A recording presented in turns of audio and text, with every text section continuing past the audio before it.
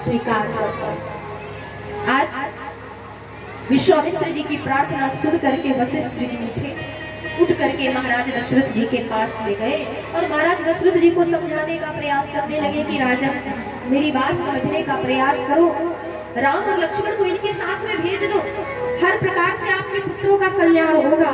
आज महाराज दशरथ तिरछी दृष्टि से विश्वामित्र जी की ओर देखते हुए आज वशिष्ठ जी से कहते गुरुदेव ये आप क्या कह रहे हैं, राम और लक्ष्मण को मैं इनके साथ भेज दूं, आप कह रहे हैं। वशिष्ठ जी ने कहा राजन मैं कह रहा हूं जाने दो, राम और लक्ष्मण को इनके साथ, मेरी बात समझने का प्रयास करो। लेकिन फिर भी महाराज दशरथ समझने को तैयार नहीं है, बात मानने को तैयार नहीं है। अंत में विवश करके गुरु वशिष्ठ जी ने महाराज दशरथ से कहा अभी इनके आने के पूर्व हम लोग एक विषय पर चर्चा कर रहे थे कि जितने सुंदर राम है उतनी ही सुंदर इनको पत्नी प्राप्त होगी, कन्या प्राप्त होगी, इनको उतनी ही सुंदर इनके अनुरूप इनका विवाह हो पाएगा, इसी विषय पर चर्चा कर रहे हैं। महाराज दशरथ ने कहा गुरुदेव राम के विवाह के विषय में ही हम लोग चर्चा कर रहे थे। वशिष्ठ जी ने कहा फिर मेरी बात समझने का प्रयास क्यों नहीं करते।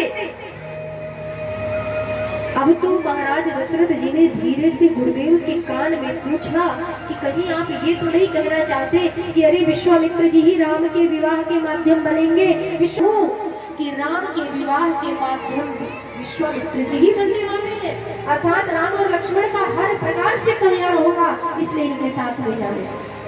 विवाह की बात को सुनते ही महाराज दशरथ बड़े प्रसन्न हुए, सारा का सारा दुख दूर हो गया। संसार के जितने भी माता पिता हैं, कौन माता पिता ये नहीं चाहता कि हमारे सामने हमारे बेटी और बेटे का।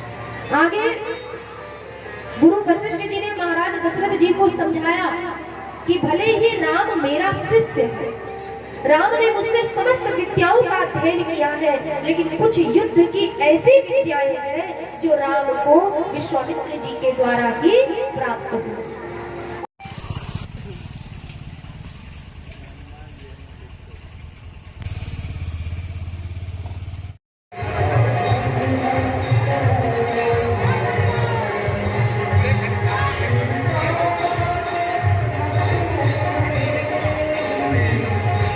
कैसी श्रद्धा बगी और मंदिर निर्माण का काम शुरू हमारे श्रद्धा में हमारे फादर का श्रद्धा था कि एक माता रानी का मंदिर बनाया जाए, इस कारण से हम उनका पुत्र होते हुए इस मंदिर का निर्माण किए।